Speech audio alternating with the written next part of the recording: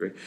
If are there any metrics that you can use for money, like the progress that money makes? Obviously, like what you said now in the farm to table, where it's kind of it goes from one place directly to the person. But Correct. I mean, for research, like can you say X amount of dollars will produce X amount of progress, or is that not? I mean, it's so hard, right? Because even research spent that doesn't work is money well spent in the sense Right. that just be, somebody may think like, okay, we're gonna donate money and we're gonna find a cure and we're gonna have like sometimes it works out that way, and sometimes you fund research that nothing happened, and that in and of itself was research. Right. Make sense? Yeah. So like outcomes depend on what your goal is. So if your goal is to see what doesn't work or what does work, the metrics will vary by study. Right. And what do you think is more valuable to put money towards research or in the actual assistance of? Oh man, I think that there's no real answer to that. I think it's just a matter of both matter. I Right. think it depends on who you ask. From where we're sitting, that we provide services on all of those sides. The research is as important as it is for a child to have access to medicine right now. Right. If you have a child that you have the best treatment here, but the family can't afford a co-payment and they can't, on the medicine that's here now, what's more important? I mean, I don't. I know it's I don't just know if there's a right it's hard answer and to a that, rock but I think place. they're equally important. Let's Right. call it. Okay. In what ways do nonprofits raise money for research centers? Like, I know you have the ball. What other ways have you One raised of our funds? newest initiatives, one of the ways to live like Bella is Right. to eat s'mores. Bella loved to Right. eat s'mores. She liked to take bubble baths and sing and pray. And we launched something late last year that we sort of have poured the concrete and now are working Mm-hmm. on building. It's called the S'more Society.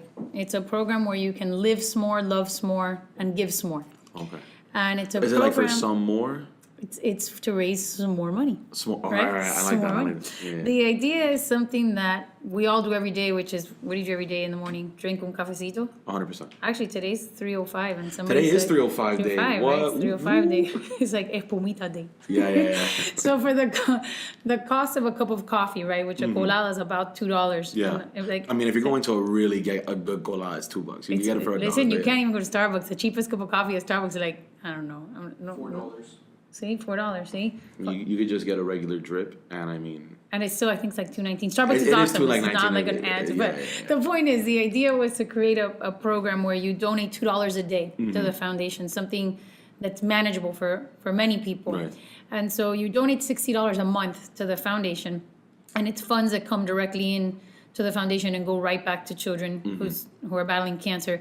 And as a thank you, the foundation has partnered with a lot of local businesses, both here and online, that you get benefits. So for example, I'm Nadir, I donate $60 a month to the Live Like Bella Foundation, and every time I go to Arbetters in Westchester, I show my S'more Society ID and I get a Right. discount. And Every boom. time I go... You're making it back. You're making it back. You're making it back. It's like, give one, get one. The Right, idea right. is for us to be able to say thank you to our donors without having to spend money, so that you know that when you give the money, it goes directly to the foundation. We create collaboration in the community, which goes back to Exactly. what you were asking us before.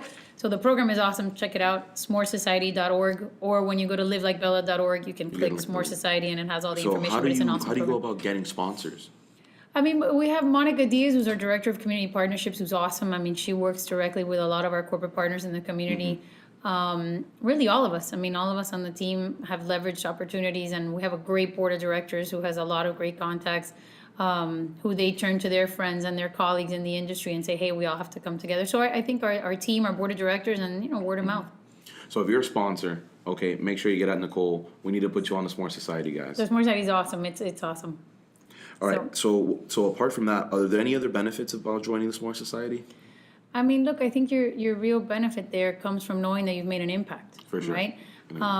There's a whole bunch of different places, and I think the idea was for it to be fun. A lot of times you have a rewards program. I'm sure you've donated before, and you'll like to somewhere that they send you those address return labels. Yeah, like a in the mail or a T-shirt. T-shirt. But those things cost money, right? Like even if I Right. want to send you a cool T-shirt, I'm happy to, but that T-shirt's going to cost me X amount of money, and you have to deduct it. You want to Yeah. give me those $60 a month, and Just to know go straight to that. Right.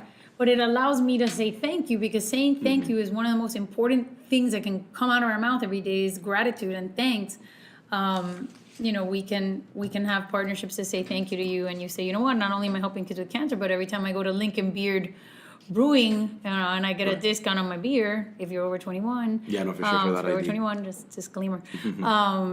You're helping make a difference in the life of a child battling cancer. So where do you see the organization in 10 years or in the near future? Where do you see what direction it's going? You know, I always say I'm in the business of losing my job. Okay. Right? Because okay. I hope every cancer center gets turned into an IMAX movie theater, right? Because it's all shut down. Like, cancer being cured, we don't need any more. Right. You know? I know what you're saying. So my vision, right, is to not need to be here, right? If you want to talk about that. But I want to be able to ensure that we can continue to serve every family that comes to us. We've never turned a family away in our almost 6-year history. So fundraising continues to be a priority and always will be, you know, both on the grant, state, national side, and on the private donation side.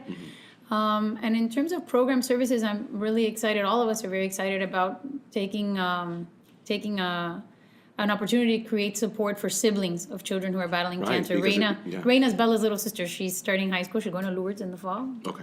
Lourdes girls are awesome. So that's a hashtag that I invented. That's definitely a It's a hashtag. hashtag that I invented. Sorry. Yeah. So Reina, who's 14 years old now, has shared so much about her story of being the younger sister of a child battling cancer, and I'd love to launch an initiative named after her and call it the Love Like Reina initiative that provides sibling support to families. So if we talk about growth, I mean, I think opportunity to continue to serve patients anywhere they are in the world, to continue to raise funds, Right. and to launch different initiatives to serve the pediatric cancer community, not just the child, but the siblings, the parents, et cetera, et cetera. There's a lot of other things that people don't see, right? Like everybody Oh, just yeah. sees the patient and what it is, but not like the support system behind it.